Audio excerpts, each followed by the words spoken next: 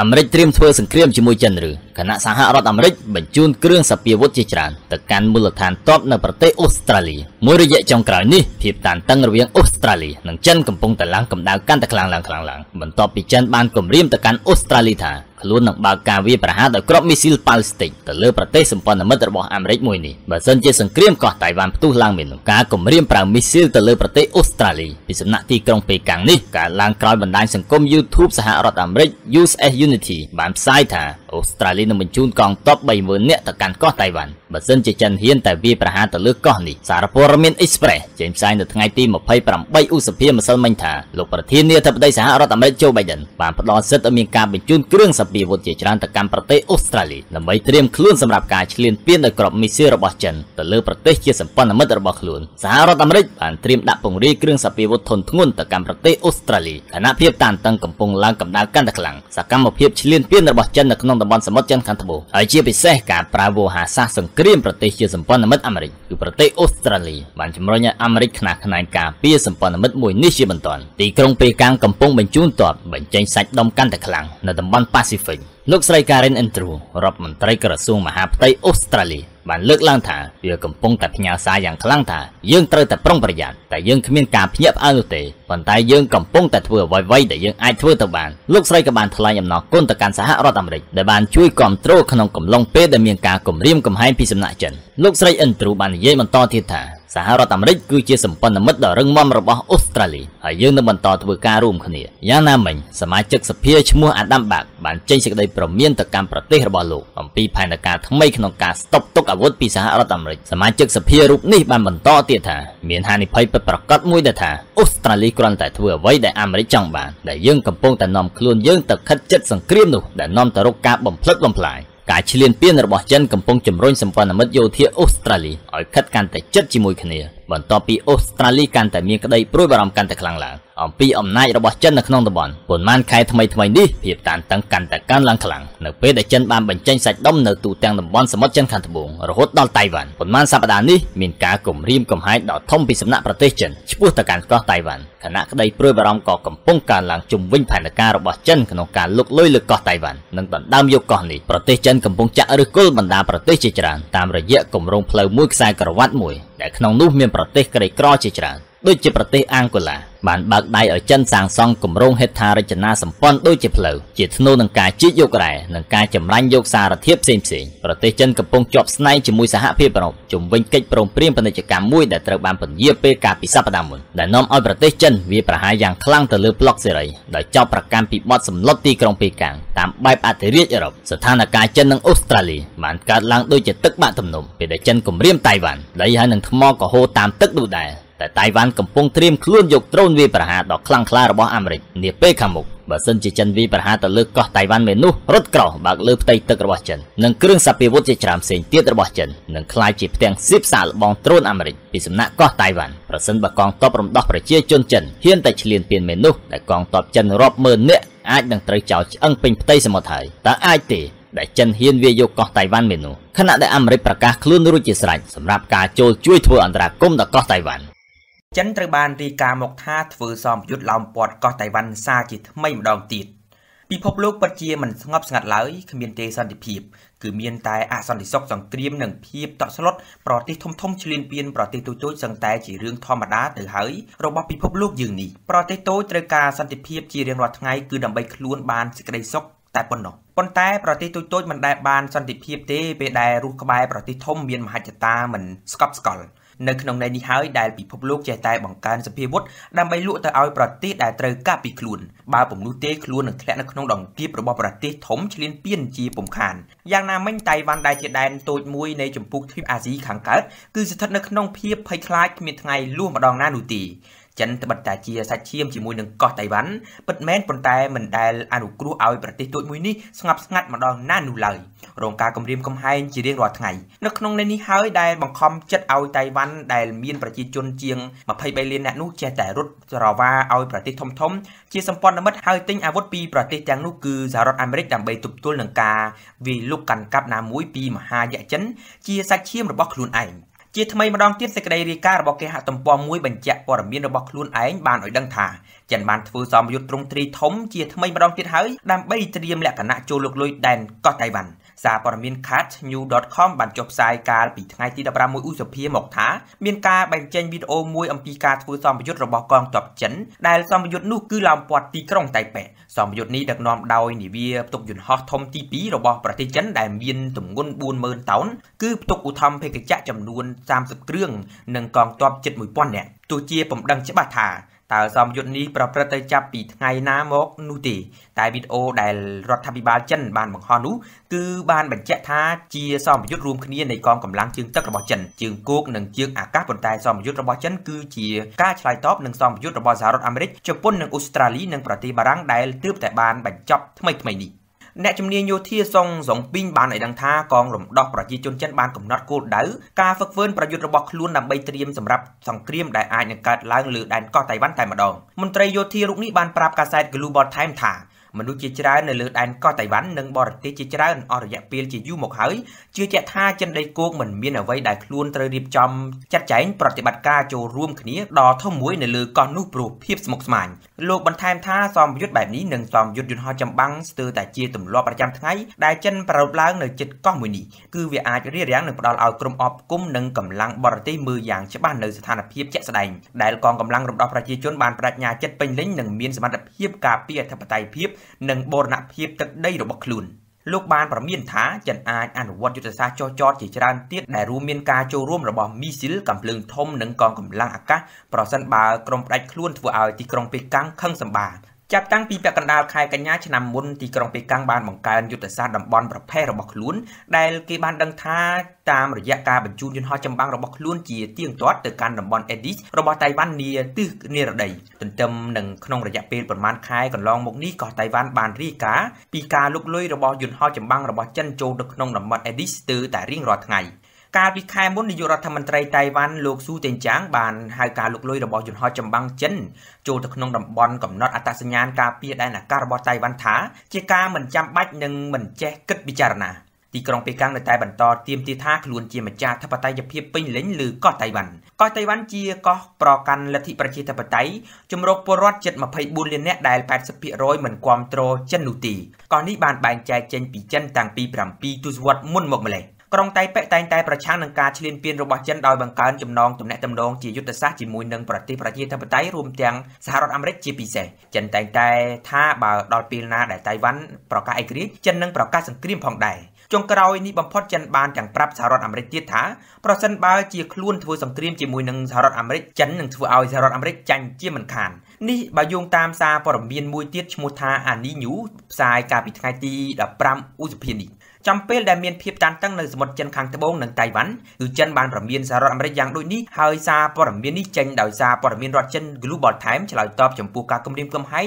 សម្ពយុទ្ធរបស់កងទ័ពសហរដ្ឋអាមេរិកជាមួយនឹងបារាំងជប៉ុនអូស្ត្រាលីនៅសមុទ្រចិនខាងត្បូងនិងខាងកើតដែលបីដូចជាការបង្ហាញកម្លាំងរួមគ្នាប្រឆាំងនឹងចិនពណ៌នាថាសម្ពយុទ្ធនៅជប៉ុនភាគខាងត្បូងរួមទាំងកងកម្លាំងមកពីបារាំងអូស្ត្រាលីសហរដ្ឋអាមេរិកជារឿងខ្ជះខ្ជាយព្រេងបំផុតសម្ពយុទ្ធដែលគ្មានលទ្ធផលដល់ប្រទេសទេចិនអះអាងថានៅសមុទ្រចិនខាងត្បូងនោះគឺជាដែនដីរបស់ខ្លួនមានភាពត្រួតស៊ីគ្នានឹងប្រ៊ុយណេម៉ាឡេស៊ីហ្វីលីពីននិងវៀតណាមគណៈ Global Times បានចេញវិចារណកថាដោយថាសហរដ្ឋអាមេរិកនឹងចាញ់ប្រសិនបើជាសង្គ្រាមនៅសមុទ្រចិនខាងត្បូងហើយលោក Alex Mihaljevic អ្នកជំនាញពីសហរដ្ឋអាមេរិករបស់រុស្ស៊ីបានសង្កត់ធ្ងន់ថាគ្រប់គ្នាមើលឃើញសម្ពយុទ្ធគឺជាការបង្ហាញកម្លាំងសាច់ដុំដែលជប៉ុនសហការជាមួយនឹងប្រទេសមហាអំណាចមកពីទ្វីបដទៃទៀតដូចជាអូស្ត្រាលីនៅអូសេអានីបារាំងនៅអឺរ៉ុបសហរដ្ឋអាមេរិកមកពីទ្វីបអាមេរិកខាងជើងគឺជាការចងសម្ព័ន្ធភាពមហាអំណាចប្រឆាំងនឹងចិនជាការពិតសម្ពយុទ្ធដែលចិនធ្វើហាក់បីដូចជាឡោមព័ទ្ធកោះតៃវ៉ាន់នោះគឺធ្វើក្រោយតែប៉ុន្មានថ្ងៃដែលសមុទ្រចិនខាងត្បូងគឺជប៉ុនធ្វើជាម្ចាស់ផ្ទះសម្ពយុទ្ធយោធាដោយមានការចូលរួមជាលើកទី1នឹងកងទ័ពបារាំងហើយនិងមានការចូលរួមផងដែរពីកងទ័ពសហរដ្ឋអាមេរិកនិងអូស្ត្រាលីនៅកោះ Kyushu នៅក្នុងគោលដៅសំខាន់មួយគឺទប់ទល់មហិច្ឆតារបស់ចិននៅក្នុងតំបន់ សំប្រយុទ្ធដែលប្រព្រឹត្តទៅនៅកោះខ្ជូស៊ូនៅខាងលិចប្រទេសជប៉ុនផ្ដោតទៅលើលំហាត់សឹកជើងគោកនិងជើងទឹកនិងជើងអាកាសសំប្រយុទ្ធជើងទឹកចាប់ផ្ដើមនៅថ្ងៃសុក្រទី11ឧសភាដោយមាននាវាងូចទឹកមួយគ្រឿងរបស់ជប៉ុននាវាចម្បាំង10គ្រឿងដែលមាន6គ្រឿងជារបស់ជប៉ុនហើយ1គ្រឿងរបស់សហរដ្ឋអាមេរិក1គ្រឿងរបស់អូស្ត្រាលីនិង2គ្រឿងទៀតរបស់បារាំងដែលនៅក្នុងនោះមាន1គ្រឿងជានាវាដឹកឧទ្ធម្ភាគចក្រក្រៅពីមានយន្តហោះចម្បាំងយន្តហោះល្បាតរបស់សហរដ្ឋអាមេរិកនិងជប៉ុនសម្ពយុទ្ធនៅលើដីគោកនឹងមានការចូលរួមពីទាហាន300នាក់ដែលនៅក្នុងនោះ60នាក់ជាទាហានរបស់បារាំងប្រធានវិទ្យាស្ថាន Work Study នៅវិទ្យាល័យតាគូស៊ូគូនៅទីក្រុងតូក្យូលំហាត់សឹករៀបចំដោយជប៉ុនលើកនេះមានទម្រង់ជាការប្រឆាំងវាយបកនៅចំពោះមុខចរិតឈ្លានពានរបស់ចិននៅក្នុងតំបន់គួរឲ្យដឹងតាមរយៈជំនួបប្រធានាធិបតីសហរដ្ឋអាមេរិកកាលពីខែមេសាលោកនាយករដ្ឋមន្ត្រីជប៉ុនយូស៊ីហេដេស៊ូហ្គាបាននិយាយថាតូក្យូនិងវ៉ាស៊ីនតោនប្រឆាំងដាច់ខាតនឹងការប៉ុនប៉ងរបស់ចិនដែលចង់ផ្លាស់ប្ដូរលក្ខណៈដើមតាមរយៈការប្រើប្រាស់កម្លាំងឬបំផិតបំភ័យប្រទេសដទៃនៅសមុទ្រចិនខាងត្បូងនិងខាងកើតទីក្រុងប៉េកាំងវិញបានវាយបកនិងរិះគន់ការប៉ុនប៉ងលូកដៃចូលកិច្ចផ្ទៃក្នុងរបស់ចិនដូចជាសំណុំរឿងតៃវ៉ាន់និងការញុះញង់បំបែកបំបាក់នៅតំបន់អាស៊ីប៉ាស៊ីហ្វិកចិនភ្លាមៗបានបង្ហាញការជំទាស់យ៉ាងខ្លាំងលើសេចក្តីថ្លែងការណ៍មួយរបស់សហរដ្ឋអាមេរិកនិងជប៉ុនដោយថាការប្រកាសរបស់មេដឹកនាំជប៉ុន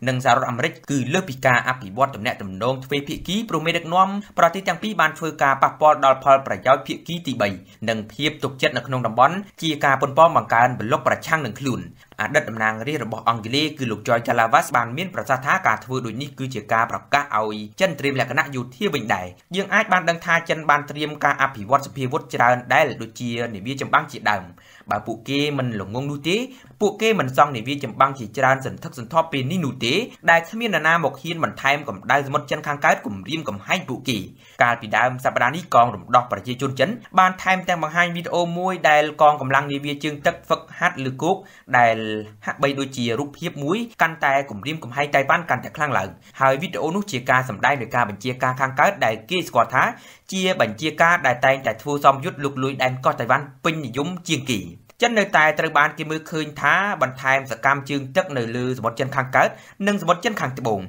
ហើយជាការឆ្លើយតបចំពោះអ្វីដែលចិនព្រួយបារម្ភពីការកើនឡើងនៅវត្តមានយោធាសហរដ្ឋអាមេរិកនៅក្នុងតំបន់ព្រោះតែភាពតានតឹងនៃការប្រជែងអំណាចគ្នារវាងប្រទេសទាំងចិនកំពុងយកគំរូតាមរុស្ស៊ីវាទីយកប៊ូតានតើការលេបយកទឹកដីរបស់ប្រទេសមួយទៅលើប្រទេសមួយទៀតនៅសតវត្សទី21មានរូបភាពដូចម្ដេចអ្នកស្រាវជ្រាវជាន់ខ្ពស់ជំនាញកិច្ចការពីជាតិរបស់ Bloomberg បានពិពណ៌នានៅឧទាហរណ៍ដ៏ល្អបំផុតសម្រាប់ពិភពលោកគឺករណីចិនរំលោភទឹកដីប៊ូត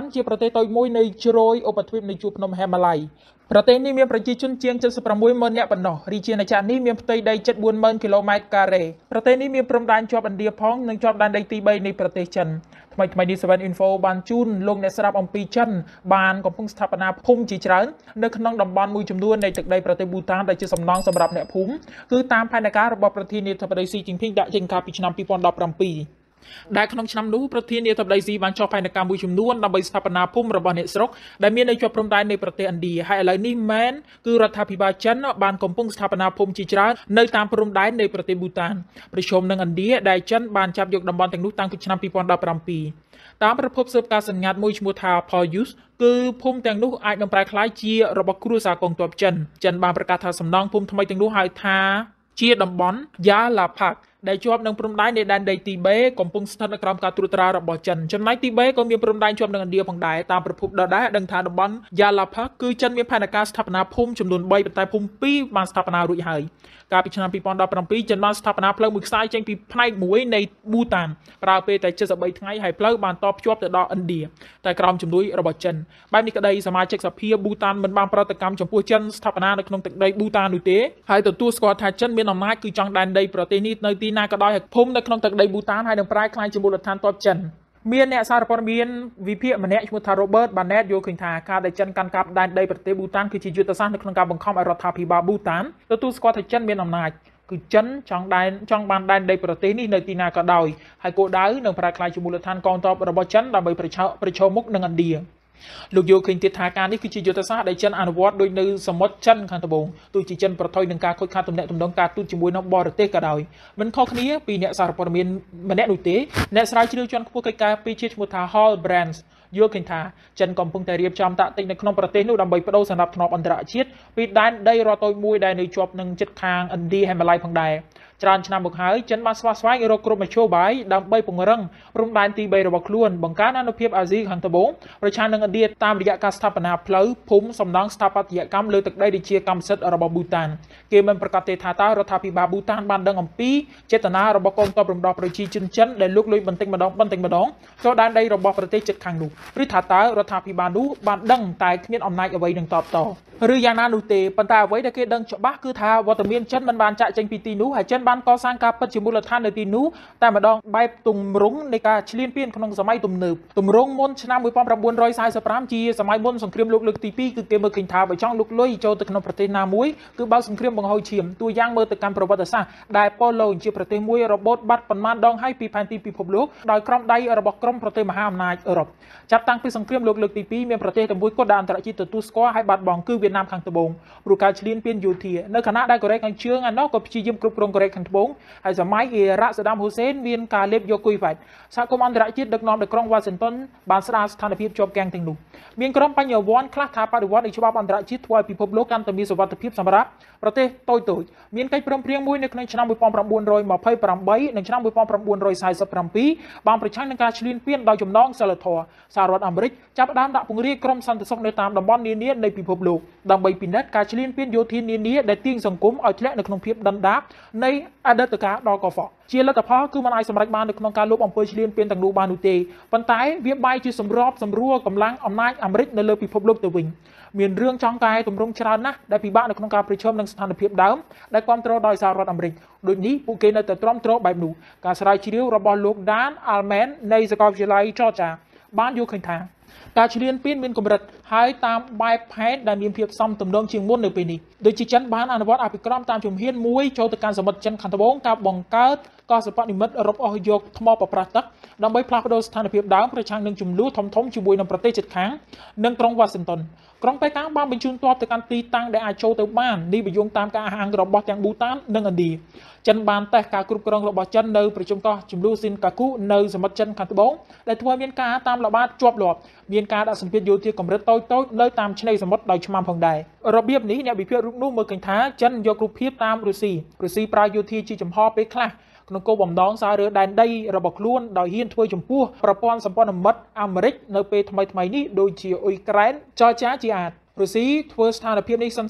្សំលេបយកទឹកដីតែម្ដងពីចរចាហើយជាពិសេសចលនារំកើបប៉ុស្តិ៍ព្រំដែននៅពេលយប់ចំពោះបញ្ហាគ្រីមៀឆ្នាំ2014ដែលក្លាយជាឧបទ្វីបរបស់ក្រុងមូស្គូគឺក្រុងមូស្គូបញ្ជូនទ័ពទៅដោយគ្មានសញ្ញាកត់សម្គាល់ទេមុននឹងគ្រប់គ្នាអាចឆ្លើយតបយ៉ាងណានោះគេមើលឃើញថាការឈ្លានពានបានកើតឡើងដោយស្ថិតនៅក្នុងស្ថានភាពតំបន់ប្រភេទគឺជាការតេស្តសាកល្បងអ្វីដែលអាមេរិកហើយនៅសម្ព័ន្ធមិត្តរបស់ខ្លួនបានខិតខំកសាងការពារប្រព័ន្ធសន្តិសុខពិភពលោកឆ្នាំ1945មកអ្វីដែលរុស្ស៊ីធ្វើលើចរចានឹងអ៊ុយក្រែនគឺជាការបង្ហាញនូវសោកនាដកម្មដែលមិនអាចទទួលយកបាននោះទេប៉ុន្តែសម្រាប់បេសកកម្មរបស់ចិននៅប៊ូតានវិញគឺជាការចំអកចំពោះការដែលចិនសន្យាថាចិននឹងមិនស្វះស្វែងរកអនុត្តរភាពឬក៏ពង្រៀបទឹកដីឡើយប៉ុន្តែការប្រព្រឹត្តល្មើសទាំងនោះមិនមែនជារឿងអាក្រក់ដែលប្រទេសតូចៗជាច្រើនឈឺចាប់ដោយសារនោះទេអំណាចប្រទេសញើបឡើងថ្មីក្នុងពេលបច្ចុប្បន្ននេះអន់ចិត្តប្រព័ន្ធស្ថិរភាពនិងការរារាំងរបស់អាមេរិកខ្លះដែរប៉ុន្តែពួកគេកំណត់ការរីកចម្រើនរបស់ពួកគេទៅនឹងលបែងដែលមិនបង្កឲ្យមានសង្គ្រាមដ៏ធំកើតឡើងដូចពីមុនបែបនេះហើយទើបសហរដ្ឋអាមេរិក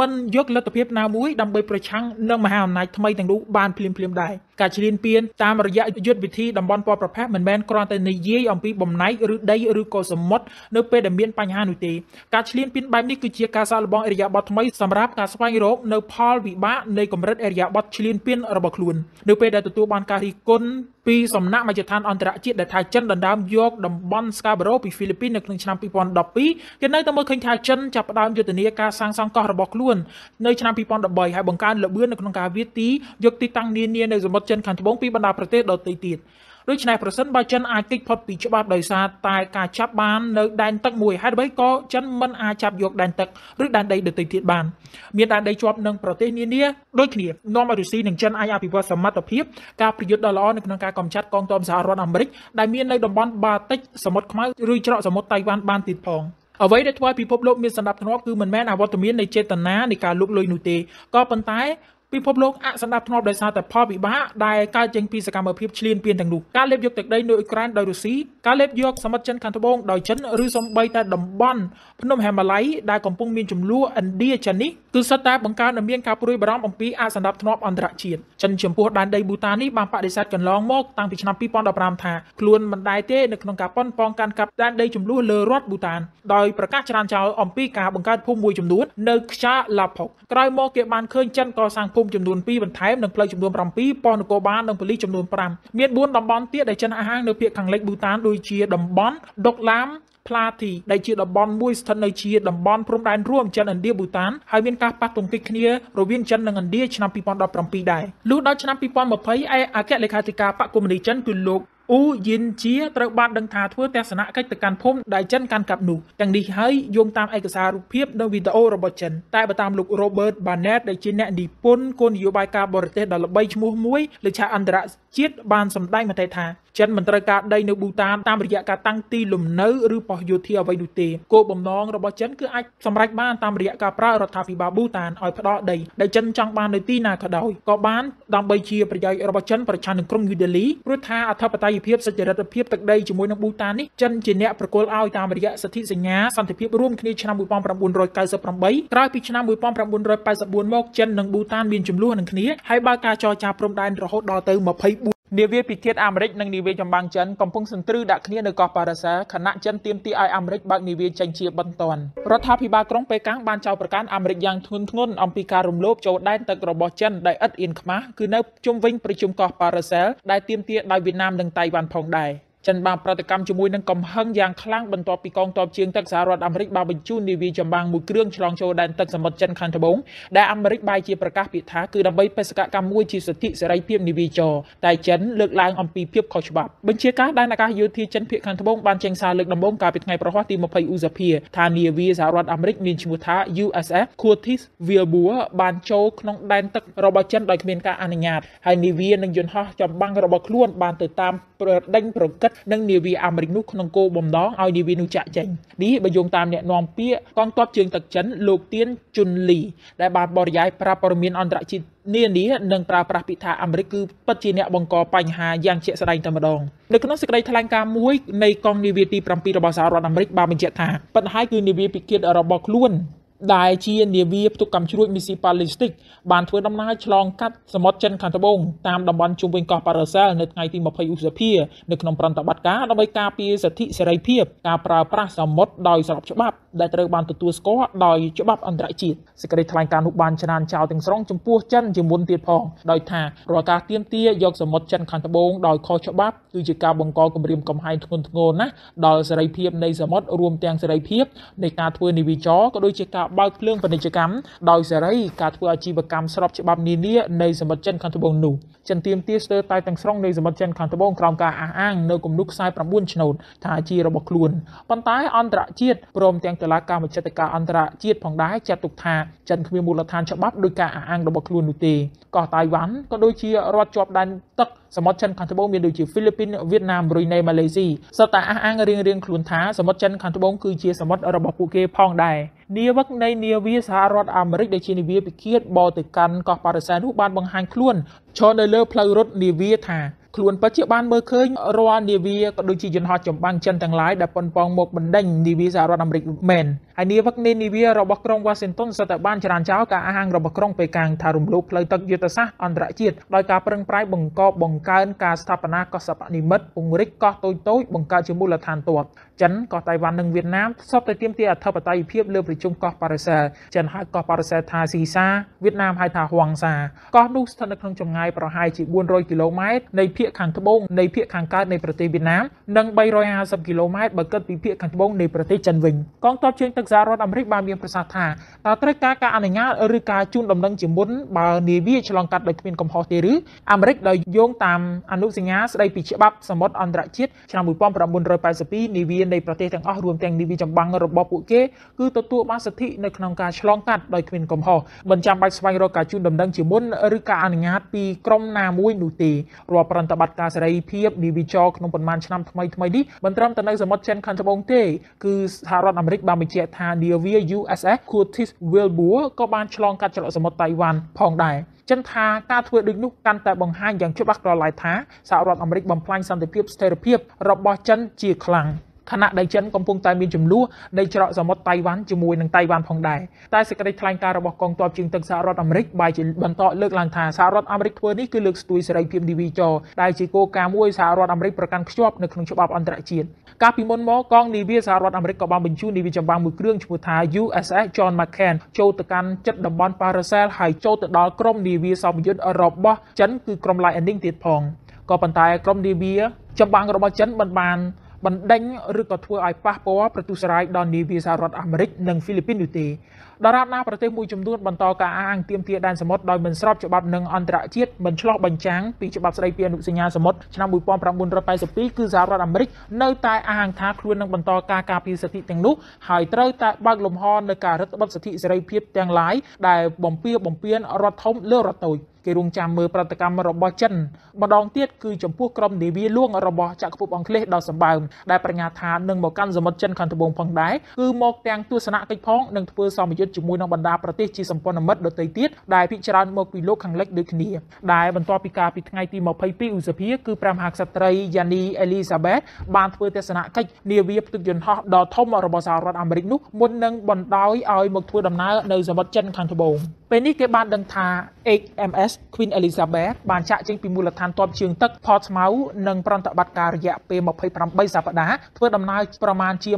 26,000 ម៉ាល់ពីសមុទ្រមេឌីទែរ៉ាណេទៅកាន់សមុទ្រហ្វីលីពីនគួរឲ្យដឹងថាមុនមួយឆ្នាំឯណោះចិនបានព្រមានខ្លាំងជំរុញឲ្យអង់គ្លេសត្រូវតែបោះបង់ចោលនៅគម្រោងចង់បញ្ជូននាវាដឹកយន្តហោះចម្បាំងទៅកាន់មហាសមុទ្រប៉ាស៊ីហ្វិកនោះទៅឯអគ្គរដ្ឋទូតចិនគឺលោកលាវសៀងមីងប្រចាំនៅឯក្រុងឡុងបានគូបញ្ជាក់ថាអ្វីដែលអង់គ្លេសចង់ធ្វើនេះគឺជាកាយវិការដ៏សែនគ្រោះថ្នាក់ខ្លាំងណាស់និងអាចធ្វើឲ្យទំនាក់ទំនងរវាងប្រទេសទាំងពីរដែលកំពុងតានតឹងស្រាប់នោះរឹតតែឡើងមួយកម្រិតទៀតចិនបានដឹងថានាវា HMS Queen Elizabeth គ្រោងចូលរួមធ្វើលំហាត់សមយុទ្ធជាមួយនឹងជប៉ុននិងសហរដ្ឋអាមេរិកផងដែរក្រៅតែពីអង់គ្លេសគេដឹងថានៅអឺរ៉ុបមានអាល្លឺម៉ង់បារាំងក៏នឹងពង្រីកវត្តមានយោធារបស់ពួកគេនៅតំបន់ Indo-Pacific ផងដែរដែលជាវិធានការមួយដែលអ្នកវិភាគមើលឃើញថាជាចេតនានៅក្នុងការទប់ទល់ចិននិងបង្ហាញការគាំទ្រដល់សហរដ្ឋអាមេរិកជប៉ុននិងសម្ព័ន្ធមិត្តដទៃទៀតដែលមាននៅក្នុងតំបន់អាស៊ីតែម្ដងលោក Mark Valencia អ្នកស្រាវជ្រាវជាន់ខ្ពស់នៃវិទ្យាស្ថានជាតិសិក្សាអំពីសមុទ្រចិនខាងត្បូងនៅក្រុង Haikou ខេត្តហៃណានប្រទេសចិនថានៅសប្តាហ៍ថ្ងៃនេះចិនមានអំណាចនយោបាយឥទ្ធិពលបន្តិចលើសសហរដ្ឋអាមេរិកនៅក្នុងអាស៊ីអាគ្នេយ៍ហើយនឹងមានអំណាចច្រើនគួរសមលើសហរដ្ឋអាមេរិកក្នុងរយៈពេល10ឆ្នាំទៀតហើយនៅក្នុងវិស័យអំណាចនិងឥទ្ធិពលសេដ្ឋកិច្ចគឺតំបន់អាស៊ីយល់ឃើញថាចិនមានឥទ្ធិពលជាងសហរដ្ឋអាមេរិកទៅទៀតគេរំពឹងថាគម្លាតនេះនឹងមានធំជាងមុនដល់10ឆ្នាំឯណោះដូចនេះលោកយល់ឃើញថាអឺរ៉ុបដែលបង្កើនវត្តមានយោធានៅក្នុងតំបន់ Indo-Pacific និងពង្រឹងសម្ព័ន្ធភាពពួកគេជាមួយនឹងអាមេរិកនិងជប៉ុននិងថែរក្សាសេចក្តីថ្លៃថ្នូររួមគ្នាទាំងរបៀបរៀបរយលើបទបញ្ញត្តិនៅក្នុងតំបន់ផងដែរលោក Zachary Hofford ដែលជានាយកស្តីទីនៃកម្មវិធីអាស៊ីនៃឯមូលនិធិ Marshall អាល្លឺម៉ង់នៃសហរដ្ឋអាមេរិកក៏យល់ឃើញថាអឺរ៉ុបចង់បង្ហាញសញ្ញាណដល់អាមេរិកថាពួកគេសម្របតាមរដ្ឋាភិបាលក្រុង Washington ទទួលស្គាល់នូវសេចក្តីត្រូវការការប្រព្រឹត្តតាមរចនាសម្ព័ន្ធអន្តរជាតិនិងការប្រឆាំងរបស់រដ្ឋាភិបាលចិនដោយរួមបញ្ចូលការកសាងមូលដ្ឋានយោធាកុសច្បាប់និងធ្វើឲ្យអស្ថិរភាពនៅលើកោះសម្បនិមិត្តលោក Steven Lamy សាស្ត្រាចារ្យខាងទំនាក់ទំនងអន្តរជាតិនៃសាកលវិទ្យាល័យ Southern California បានលើកឡើងថាពួកប្រទេសអឺរ៉ុបចង់ឲ្យប្រកាសថាចិនដឹងថាពួកគេទប់ស្កាត់រាល់សកម្មភាពឯកតោភាគីមិនថាឡើយពាណិជ្ជកម្មសន្តិសុខទេនៅក្នុងទ្វីបអាស៊ីថ្មីនោះតែយ៉ាងណាក៏ដោយលោក Shake Cooper នៃវិទ្យាស្ថាន American Enterprise មានជំនឿថាការបញ្ជូនកងនាវាចម្បាំងរបស់ក្រុមអឺរ៉ុបគ្រាន់តែជានិមិត្តរូបតែប៉ុណ្ណោះលោក Jamir Sia អតីតមន្ត្រីអង្គការ NATO និងជាអ្នកស្រាវជ្រាវជាន់ខ្ពស់នៃអង្គការស្រាវជ្រាវ Friends of Europe បាននិយាយថាសកម្មភាពរបស់ចក្រភពអង់គ្លេសមានគោលដៅនៅក្នុងការបង្ហាញសេចក្តីប្រាថ្នាជាចក្រភពសកលមួយក្រោយពេលដែលខ្លួនចាក់ចេញពីសហភាពអឺរ៉ុបហើយផ្ដោតជាសំខាន់លើតំបន់ Indo-Pacific ព្រោះអង់គ្លេសយល់ឃើញថាកិច្ចព្រមព្រៀងពាណិជ្ជកម្មថ្មីៗជាមួយតំបន់នេះគឺជាការជំរុញឲ្យការលូតលាស់សេដ្ឋកិច្ចនៅពេលអនាគតរបស់អង់គ្លេសដូច្នេះសមត្ថភាពយោធាដើម្បីបង្ហាញកម្លាំងក្នុងតំបន់ Indo-Pacific ផ្អែកលើនាវាផ្ទុកយន្តហោះចម្បាំងថ្មីៗពីរគ្រឿងដែលខ្លួនទើបតែស្ថាបនាហើយនឹងបង្ហាញចេញនោះគឺជា ការបង្ហាញអំពីយុទ្ធសាស្ត្ររបស់អង់គ្លេសលោកបានបន្ថែមទៀតថាការទិញអាវុធការពារប្រទេសរបស់អង់គ្លេសនិងសេចក្តីសម្រេចចិត្តនានារបស់ប្រទេសនេះនៅក្នុងការបញ្ជូននាវាផ្ទុកយន្តហោះចម្បាំង HMS Queen Elizabeth ទៅកាន់សមុទ្រចិនខាងត្បូងគឺជាសញ្ញាដល់រដ្ឋាភិបាលក្រុង Washington ថាអង់គ្លេសនៅតែជាសម្ព័ន្ធមិត្តដ៏ធំបង្អស់របស់សហរដ្ឋអាមេរិករបាយការណ៍សហរដ្ឋអាមេរិករកឃើញសហគ្រាសជលផលរដ្ឋចិនធ្វើសកម្មភាពចារកម្មនៅសមុទ្រចិនខាងត្បូងសហគ្រាសជលផលរបស់រដ្ឋចិនគឺកំពុងស្ថិតនៅជួរមុខសម្រាប់ធ្វើសកម្មភាពស៊ើបការតាក់ទងនឹងយោធានៅសមុទ្រចិនខាងត្បូងនេះបើយោងតាមរបាយការណ៍ស៊ើបអង្កេតថ្មីមួយរបាយការណ៍នេះត្រូវបានរៀបចំឡើងដោយវិទ្យុអាស៊ីសេរីអន្តរជាតិដែលគ្រប់គ្រងដោយទីភ្នាក់ងារសហរដ្ឋអាមេរិកសម្រាប់ប្រព័ន្ធផ្សព្វផ្សាយសកលដែលជាដៃគូរបស់រដ្ឋាភិបាលសហរដ្ឋអាមេរិកផ្សព្វផ្សាយដោយសារព័ត៌មាន Intel News នៅថ្ងៃទី20ឧសភារបាយការណ៍នោះមានចំណងជើងថាបកស្បែកមុខយោធាសមុទ្រចិនរបាយការណ៍នេះផ្ដោតលើក្រុមហ៊ុនអភិវឌ្ឍជលផលនៃក្រុងស៊ីសាដែលមានមូលដ្ឋាននៅកោះហៃណានដែលជាខេត្តភាគខាងត្បូងរបស់ប្រទេសចិនបង្កើតឡើងនៅខែកុម្ភៈឆ្នាំ2015ក្រុមហ៊ុនអភិវឌ្ឍជលផលស៊ីសាសាស៊ីធីជាសហគ្រាសគ្រប់គ្រងដោយរដ្ឋដែលអនុវត្តប្រតិបត្តិការនេសាទទ្រង់ទ្រាយឧស្សាហកម្មនៅសមុទ្រចិនខាងត្បូងតាក់ទងនឹងការវិភាគទិន្នន័យផ្លូវការរបស់រដ្ឋាភិបាលចិនរួមទាំងកំណត់ត្រាសាជីវកម្មនិងកិច្ចសន្យាដេញថ្លៃភាគីទី3វិទ្យុអាស៊ីសេរីបានអះអាងថាមានកប៉ាល់របស់ក្រុមហ៊ុននោះបានធ្វើសកម្មភាពច្រើនជាងការនេសាទទៅទៀតយោងតាមវិទ្យុអាស៊ីសេរីបានឲ្យដឹងថាតាមពិតក្រុមហ៊ុននេសាទនោះបានធ្វើប្រតិបត្តិការជាកងកម្លាំងលាក់ខ្លួននៃកងកម្លាំងស្រមោលដែលគេស្គាល់ថាជាកងកម្លាំងជីវពលដែនសមុទ្រទីក្រុងសាន់សាកងជីវពលសមុទ្រនៅទីក្រុងសាន់សាត្រូវបានគេជឿជាក់ថាមានទីស្នាក់ការនៅកោះ Goldie ឬដែលគេស្គាល់ថាជាកោះ Yongxing ដែលកោះនោះធំជាងគេនៅក្នុងកោះ Paracel នៅក្នុងសមុទ្រចិនខាងត្បូងកោះនេះត្រូវបានអន្តរជាតិចោទប្រកាន់នៅក្នុងពេលកន្លងមកហើយតាំងពីបង្កើតឡើងនៅឆ្នាំ2013គឺមានគោលដៅការពារទាមទារដែនសមុទ្ររបស់ចិននៅក្នុងតំបន់មួយដែលទីក្រុងប៉េកាំងកំពុងប្រកួតប្រជែងដើម្បីប្រឆាំងនឹងប្រទេសម៉ាឡេស៊ីហ្វីលីពីនកោះតៃវ៉ាន់និងប្រទេសវៀតណាមក្នុងចំណោមតួអង្គក្នុងតំបន់សប្តាហ៍ថ្ងៃនេះកងជីវពលសមុទ្រនោះមាននាវាជាង100គ្រឿងនិងកងជីវពលជាស្ត្រីជិត2000នាក់យោងតាមវិទ្យុអាស៊ីសេរីការអភិវឌ្ឍជលផលក្រុងសាន់ស៊ីភាគច្រើនគឺជួយអភិវឌ្ឍយុទ្ធជននៃកងទ័ពរំដោះប្រជាជនចិនលើសពីនេះទៅទៀតកិច្ចសន្យាសេវាកម្មមួយចំនួនដែលបានចុះហត្ថលេខារវាងក្រុមហ៊ុននេសាទដែលគ្រប់គ្រងដោយរដ្ឋនិងផ្ដល់ផលសេវាភាគីទី3ហាក់ដូចជាមានបញ្ជូនការពារអាថ៌កំបាំងរបស់រដ្ឋដែលទំនងសំដៅទៅលើកម្មវិធីចាត់ថ្នាក់សម្រាប់យោធា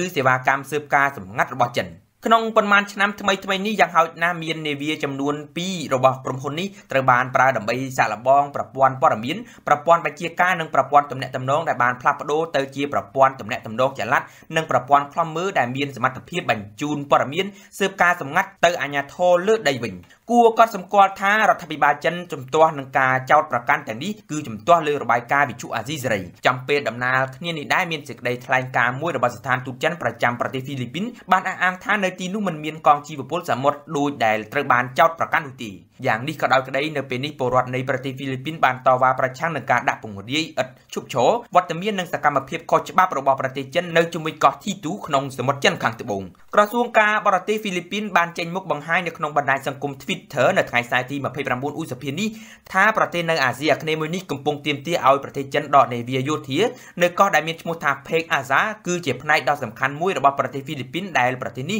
មានអធិបតេយ្យភាពនិងយុត្តាធិការភាពតានតឹងនៅក្នុងដែនសមុទ្រដែលមានចំនួនបានកើតឡើងនៅក្នុងប៉ុន្មានសប្តាហ៍ចុងក្រោយនេះគឺដោយក្រុងម៉ានីលបានធ្វើការតវ៉ាម្ដងហើយម្ដងទៀតនិងទាមទារឲ្យនាវាចិនចាក់ចេញពីតំបន់ដែលខ្លួននិយាយថាស្ថិតនៅក្នុងដែនសមត្ថកិច្ចរបស់ខ្លួនចិនបានដាក់ពង្រាយកប៉ាល់ជាច្រើនទៀតទោះបីជាហ្វីលីពីនអំពាវនាវម្ដងហើយម្ដងទៀតក៏ដោយក្តីប្រទេសហ្វីលីពីនបានប្រឆាំងនឹងការហាមឃាត់ការនេសាទរបស់ចិននៅសមុទ្រចិនខាងត្បូងដោយនិយាយថាហាមឃាត់ការនេសាទប្រចាំឆ្នាំបានពង្រីកលើសពីសិទ្ធិស្របច្បាប់របស់ចិនក្រោមអនុសញ្ញាអង្គការសហប្រជាជាតិស្តីពីច្បាប់សមុទ្រស្របពេលនេះដែរភាគីចិននិងហ្វីលីពីនបានកំពុងបន្តនៅយន្តការពិគ្រោះយោបល់ទ្វេភាគីលើកទី6ស្តីពីសមុទ្រចិនខាងត្បូងគឺហ្វីលីពីនអំពាវនាវសារជាថ្មីម្ដងទៀតឲ្យមានការប្រកាន់ភ្ជាប់នៅច្បាប់អន្តរជាតិនៅក្នុងនោះរួមមាន UNCLOS ឆ្នាំ1982និងការបកស្រាយនិងការអនុវត្តជាផ្លូវការរបស់ខ្លួនដែលឈ្នះក្តីចិននៅអាជ្ញាធរកណ្ដាលសមុទ្រចិនខាងត្បូងចុងក្រោយហើយហ្វីលីពីនក៏បានរៀបរាប់អ្វីដែលជាកាតព្វកិច្ចនៅឆ្នាំ2016ដែលចិនត្រូវប្រតិបត្តិនោះ ហ្វីលីពីនបានបញ្ជាក់សារជាថ្មីនៅចំហរបស់ខ្លួនស្ដីពីការត្រូវគោរពច្បាប់អន្តរជាតិតាក់ទងទៅលើសមុទ្រហ្វីលីពីនខាងលិចនៅក្នុងកិច្ចប្រជុំទ្វេភាគីជាក់ស្ដែងជាមួយនឹងចិននៅថ្ងៃសុក្រទី21ឧសភាក្រសួងការបរទេសហ្វីលីពីនបានចេញសេចក្តីប្រកាសព័ត៌មានមួយកាលពីថ្ងៃសៅរ៍ទី22ឧសភាថាការអំពាវនាវនេះធ្វើឡើងនៅឯយន្តការពិគ្រោះយោបល់ទ្វេភាគីលើកទី6ស្ដីពីសមុទ្រចិនខាងត្បូងដែលជាវេទិកាបង្កើតឡើងដោយលោកប្រធានាធិបតីហ្វីលីពីនរ៉ូទ្រីហ្គោឌូតឺតេនិងសមាភាគីចិនលោកប្រធានាធិបតីស៊ីជីនពីងតាំងពីឆ្នាំ2016កិច្ចប្រជុំនេះដឹកនាំដោយអនុរដ្ឋលេខាធិការក្រសួងការបរទេសសម្រាប់ទំនាក់ទំនងទ្វេភាគីនិងកិច្ចការអាស៊ានគឺលោកអេលីសាបេតបែនស៊ូស៊ីសូនិងអ្នកជំនួយការរដ្ឋមន្ត្រីក្រសួងការបរទេសចិនលោកវូជីងហៅក្រសួងការបរទេសហ្វីលីពីនបានឲ្យដឹងថាហ្វីលីពីនបានអំពាវនាវម្ដងទៀតនៅការអំពាវនាវជាយូរមកហើយរបស់ខ្លួនសម្រាប់ការគោរពនិងការគោរពច្បាប់អន្តរជាតិពេញលេញរួមទាំងអនុសញ្ញាអង្គការសហប្រជាជាតិស្ដីពីច្បាប់សមុទ្រឆ្នាំ1982និងការបកស្រាយនិងការអនុវត្តជាផ្លូវការនៃជ័យជំនះមជ្ឈត្តការអន្តរជាតិសមុទ្រហ្វីលីពីនខាងលិចគឺជាផ្នែកមួយនៃសមុទ្រចិនខាងត្បូងដែលជាកម្មសិទ្ធិរបស់ហ្វីលីពីនតែចិនកំពុងអះអាងថាជារបស់ខ្លួនភាពតានតឹងបានកើតឡើងខ្ពស់នៅក្នុងរយៈពេលប្រមាណសប្តាហ៍ចុងក្រោយនេះដោយសារតែការធ្វើសមាហរណកម្មចិននៅតំបន់នោះនិងការបន្តកប៉ាល់របស់នាវាចិនទោះបីជាមានការអំពាវនាវម្ដងហើយម្ដងទៀតពីសំណាក់ហ្វីលីពីនក៏ដោយឲ្យពួកគេចាកចេញពីតំបន់នោះលោកឌូតឺតេនិងរដ្ឋាភិបាលរបស់លោករងការរិះគន់យ៉ាងខ្លាំងចំពោះការឆ្លើយតបរបស់ពួកគេដែលមានភាពច្របូកច្របល់ចំពោះវត្តមានរបស់នាវាចិននៅសមុទ្រហ្វីលីពីនខាងលិចលោកថែមទាំងបានមើលងាយជ័យជំនះហ្វីលីពីននៅឆ្នាំ2016ប្រឆាំងនឹងប្រទេសចិនដែលតុលាការមជ្ឈត្តកម្មបានបដិសេធការទាមទារពង្រីករបស់ទីក្រុងប៉េកាំងជំវិញសមុទ្រចិនខាងត្បូងតែសម្រាប់កិច្ចពិភាក្សាម្ដងនេះដោយផ្ទាល់គឺហ្វីលីពីនរកឃើញថាភាគីទាំងពីរបានទទួលស្គាល់ពីសារៈសំខាន់នៃការដោះស្រាយភាពខុសគ្នានៅក្នុងបរិយាកាសនៃការបើកចំហនិងភាពស្និទ្ធស្នាលដើម្បីត្រួសត្រាយផ្លូវសម្រាប់កិច្ចសហប្រតិបត្តិការនិងគំនិតផ្ដួចផ្ដើមផ្សេងទៀតនៃបញ្ហាសមុទ្រចិនខាងត្បូងការបុកគ្នារវាងនាវានេសាទហ្វីលីពីននិងនាវាចិននៅសមុទ្រហ្វីលីពីនខាងលិចក៏ត្រូវបានពិភាក្សាផងដែរនាយកដ្ឋានយុតិធធម៌ហ្វីលីពីននឹងដឹកនាំនៅក្នុងការស្វែងរកសំណងសម្រាប់ជនរងគ្រោះនៅក្នុងការចរចាដែលនឹងត្រូវបានធ្វើឡើងនៅខែមិថុនាសមុទ្រចិនខាងត្បូងនៅពេលនេះនឹងទទួលស្វាគមន៍នាវាចម្បាំងជាច្រើនប្រទេសទៀតខណៈក្រុមនាវាលួងរបស់អង់គ្លេសនឹងធ្វើដំណើរមកសម្ពយុទ្ធនៅចំពោះនាវាចិនដែលទើបតែបានដេញនាវាសហរដ្ឋអាមេរិកចេញពីតំបន់កោះប៉ារ៉ាសែលជាច្រើនថ្ងៃ